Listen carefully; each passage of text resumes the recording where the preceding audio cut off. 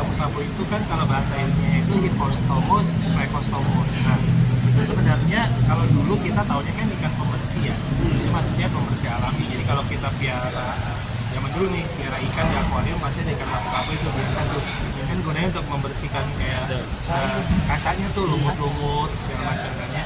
Nah, ternyata kalau misalnya dilepas ke perairan liar, ternyata kok berubah nih, jadi masalah. Nah, kenapa? Karena kan dia sifatnya invasif ya. Terus kemudian predatornya ternyata nggak banyak nih.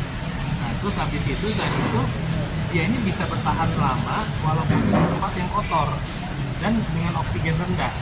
Karena dia punya kelebihan bahkan dia bisa mengambil oksigen sendiri langsung dari udara. Nah, jadi karena dia berkembang biaknya cepat, jadi takutnya dia mengganggu spesies dari ikan-ikan lokal.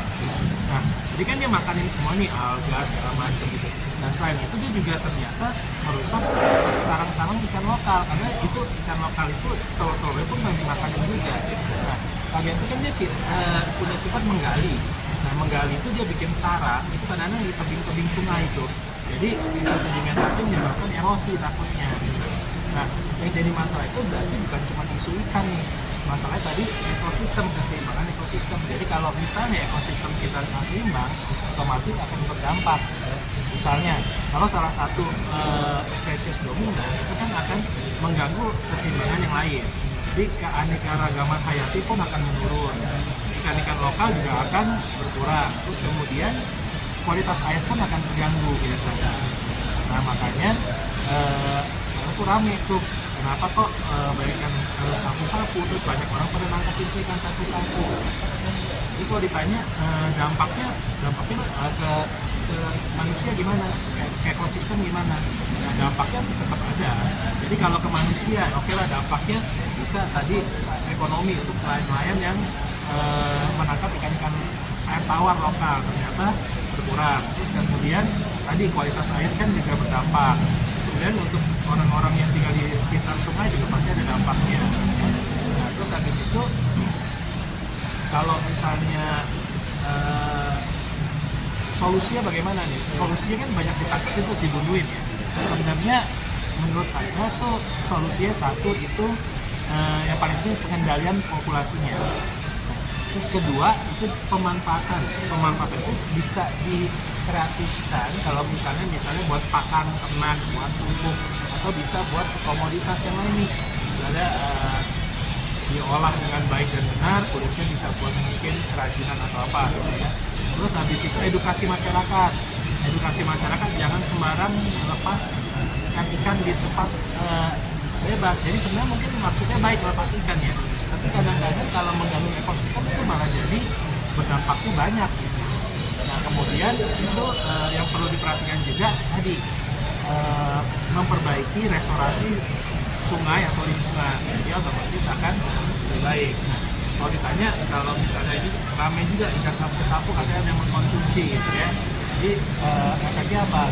Nah, karena dia bisa hidup di tempat-tempat yang kotor, otomatis itu kemungkinan bakteri parasitnya ada. Nah, selain itu kan itu rentan dengan logam berat, merkuri, limbah, otomatis merkuri misalnya karsinogenik, bisa ganggu ke fungsi hati, ke kulit dan sebagainya. Nah, jadi kalau misalnya dikonsumsi itu jarang sekali dan itu biasanya tidak rekomendasi untuk sebenarnya dikonsumsi karena kan itu dagingnya keras sama kulitnya juga jenis kulit itu juga mungkin agak berduri karena kayak tulangnya dan dagingnya itu keras tahu saya. Jadi kalau dikonsumsi pun juga itu jarang sekali dan tidak rekomendasi biasanya. Dan selain itu juga bukti adanya muncul ikan sapu-sapu itu yaitu sungai itu tercemar sudah terlalu parah. Tapi ya bisa dibilang malah akibatnya ya ini pro kontra lah ya, akhirnya ada juga yang bilang ini malah mengganggu ekosistem buat yang sungai tersebut. Akhirnya kan para selebgram, para influencer ngambil ngambilin sapu-sapu untuk dibersihin dari sungai biar ibaratnya ekosistem terjaga lagi. Menurut dokter gimana? Jadi gini, tadi jadi kalau lingkungan kita oke lah, ikan sapu-sapu itu dia di tempat yang kotor pun dia bisa hidup, kemudian dengan oksigen rendah pun dia bisa hidup.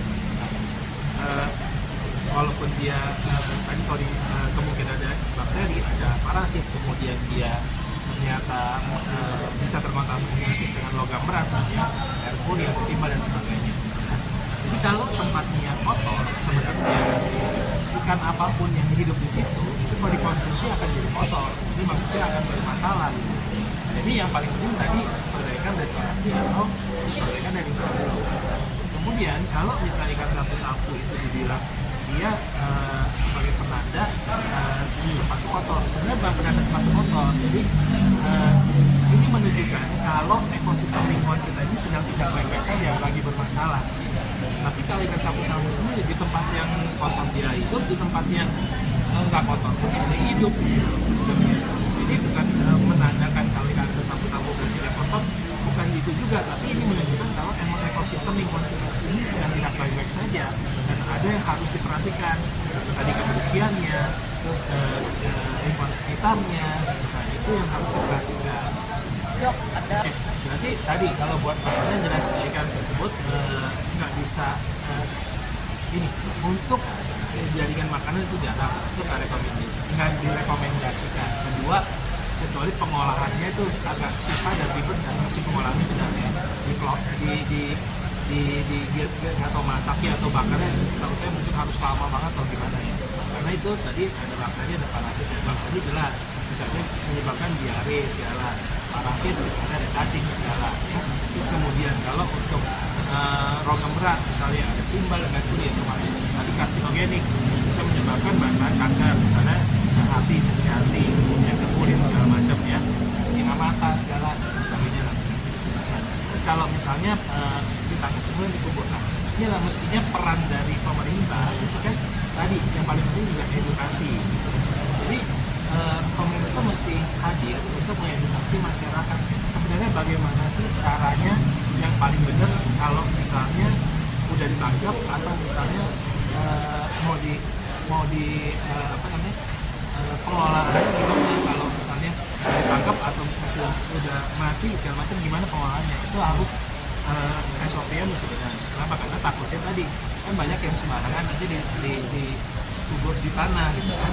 Nah, sedangkan tadi ada beberapa yang bilang nih, takut dong kalau dikubur di tanah kan tadi ada logam berat segala, itu pengaruh ke tanah segala macam, terus ke tanaman bagaimana gitu. Nah, kalau dikelola dengan benar harusnya kan bisa malah tadi makan ternak atau misalnya bisa jadi pupuk ya. Jadi sebenarnya mau dikubur apa enggak itu harus ada bimbingan dari pemerintah yang memberikan pendampingan. Kemudian kalau misalnya maksudnya didampingi pemerintah kemudian dikelola dengan baik, SOP-nya sesuai dan demi keamanan lingkungan malah jadi lebih baik untuk lingkungan justru. Jadi benar kalau misalnya kan udah tahu ini kan invasif, ya kan dominan takutnya kan. Nah makanya tadi cara-caranya solusi tadi pengendalian populasi. Tadi kan edukasi ke masyarakat supaya jangan sembarangan lepas ikan sembarangan. Kemudian tadi sungai lingkungan sekitar direstorasi, dijaga, diperbaiki. Kemudian tadi pemanfaatan, kalau bisa dimanfaatkan. Saya itu gini kadang-kadang kadang-kadang orang itu kan niatnya ini baik itu mau melepas, ada orang-orang yang melepas hewan binatang di sungai lah misalnya. Nah ternyata mereka nggak mikir kalau ternyata ke depan mereka bisa menimbulkan masalah. Nah jadi analoginya gini, kalau kita punya rumah nih ya, kalau misalnya yang bersih-bersih di rumah kita, misalnya rumahnya kita ya ukuran standar lah, yang bersih-bersih misalnya 1-2 orang. Nah, itu kan berarti efektif. Tapi kalau misalnya rumah kita itu ukuran standar, misalnya ya secukupnya gitulah, keluarga kecil. Ini yang bersih-bersih 100 orang, 200 orang, jadi masalah tuh penuh. Satu, budgetnya buat gajinya juga nggak masuk akal. Kedua, ya jadi banyak yang nganggur gitu kan. Nah, benar kalau dia dominan, tadi dia banyak sekali otomatis mengganggu ekosistem. Gangguan ekosistem itu otomatis ikan-ikan lokal akan terganggu, berkurang. Jadi kan dia makan telur-telur ikan-ikan lokal juga kan. Kemudian selain itu juga bisa sumber daya kualitas air pun akan berdampak juga. Kalau misalnya dia selain itu kalau dia dominan itu otomatis kan dia sarang-sarang kan di tepi-tepi di sungai itu, jadi kemungkinan erosinya juga lebih besar. Nah, jadi yang paling penting itu adalah tadi pengendalian populasi, pemanfaatan, edukasi sama